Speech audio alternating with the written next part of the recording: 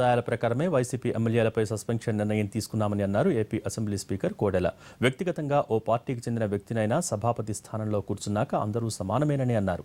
గతంతో పోల్చుకుంటే ఇప్పుడు సభలో సభ్యుల తీరు బాధ కలిగిస్తోందన్న స్పీకర్ కోడెలతో మా ప్రతినిధి కృష్ణ ఫేస్ టు ఫేస్.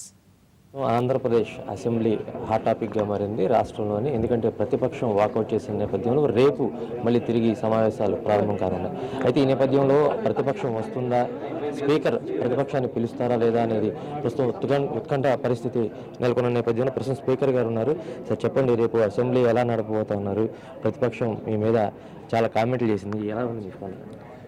ఎవరు ఏ కామెంట్లు చేసినా, ఎవరు పొగిడినా నా బాధ్యతలు సభాస్థానానికి తగ్గట్టుగానే ఉంటాయి, సభాపతి స్థానానికి తగ్గట్టుగానే ఉంటాయి.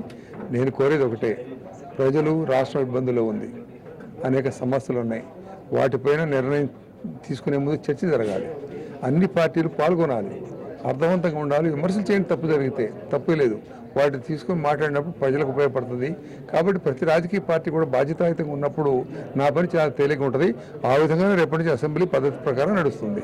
సాధారణంగా పార్టీలు, అధికార పార్టీ ప్రతిపక్షం సవాల్ విసురుకోవటం, అలాగే ఆరోపణ చేసుకోవడం, కానీ స్పీకర్ స్థానంపై ఇలా కామెంట్లు చేయటం కనుక ప్రతిపక్షం అంటే ఉద్దేశం వేరే ఉందా, లేదంటే మీకు అసలు ఏమనిపిస్తుంది? అది నాకైతే తెలియదు. వాళ్ళు మాట్లాడింది ప్రపంచం అంతా విన్నది, సమాజం విన్నది, అందులో వాస్తవాలు తెలుసుకుంటున్నారు. నేను ఎక్కడ తప్పు చేశానో చెప్పమనండి. ఇప్పుడు చర్చకైనా నేను సిద్ధం. నా బాధ్యత నిర్వహణలో ఎక్కడైనా లోపం ఉంటే చెప్పమనండి, నేను సరి చేసుకుంటా. వాళ్ళు సరిగా మాట్లాడలేదు, కరెక్ట్ కాదు అనుకుంటే వాళ్ళు మార్చుకోమనండి. ఎవరైనా సరే, అధికార పక్షం కావచ్చు, ఇటుపక్క కావచ్చు, నేను ఒకళ్ళు అంటలేదు. కానీ సభా నిర్వహణలో సహకరించాలి అందరూ కూడా.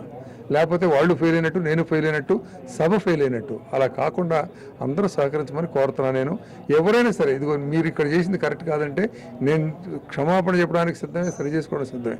అలా లేనప్పుడు వాళ్ళు సరి చేసుకోవాల్సిన అవసరం ఉంది. అంటే ప్రతిపక్షాన్ని టార్గెట్ చేస్తూ సస్పెన్షన్ వేటు వేశారు. టీడీపీ నాయకులు సభలోనే పాతేస్తామనేటువంటి ధోరణి కనబరిచినా కానీ స్పీకర్ గారు స్పందించలేదనేది ప్రతిపక్ష ఆరోపణ. నేను అదే చెప్తున్నాను.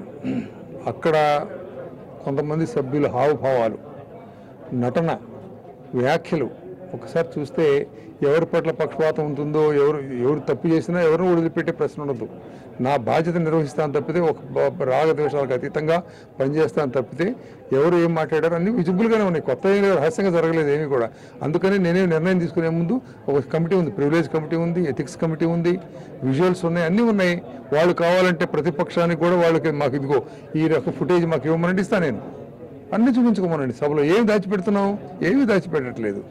కానీ అధికార పక్షమైనా, సభాపతి అయినా, ప్రతిపక్షమైనా ఒక్కసారి ఆత్మావలోకనం చేసుకోవాలి. సార్, మీరు ఒక సీనియర్ పొలిటీషియన్గా ఉన్నారు, సభాపతి స్థానానికి ఇప్పుడు వచ్చారు. అయితే ఈ ప్రస్తుతం జరుగుతున్న అసెంబ్లీ తీరు చూస్తే అసలు మీకు ఏమనిపిస్తుంది? సభ్యుల ప్రవర్తన అంటే ఒకప్పుడుతో పోల్చినప్పుడు వాల్యూస్ దిగదారిని అనిపిస్తుంది.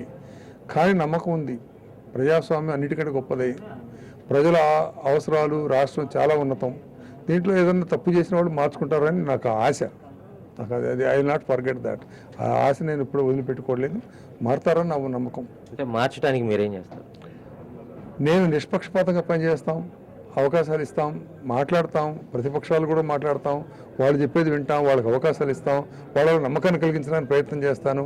నా అన్ని ఉన్నప్పుడు సక్రమంగా సరవుతాయి. అంటే ఎవరి మీద అయితే సస్పెన్షన్ వేశారో వాళ్ళ మీద వెయిట్ ఎత్తేసే అవకాశం ఉంటుందా? ఎవరి మీద ఏమి చేసినా కూడా అది సంప్రదాయాలు బట్టి, సభా నిబంధనలు బట్టి జరుగుతుంది తప్పితే వ్యక్తిగతంగా కాదు. దాని ప్రకారం జరుగుతుంది. ఓకే, సభా సంప్రదాయాల ప్రకారం తాము వైసీపీ అభివృద్ధులపై వేటు వేయడం జరిగిందని, అయితే ఎవరిని ఉద్దేశించి ఎవరిని వ్యక్తిగతంగా టార్గెట్ చేయాలన్నది తమ అభిమతం కాదని స్పీకర్ చెప్తున్నారు. దీంతో పాటు రేపు సభకు రావాల్సిందిగా ప్రతిపక్షానికి ఆహ్వానం పలుకుతూ ఉన్నారు.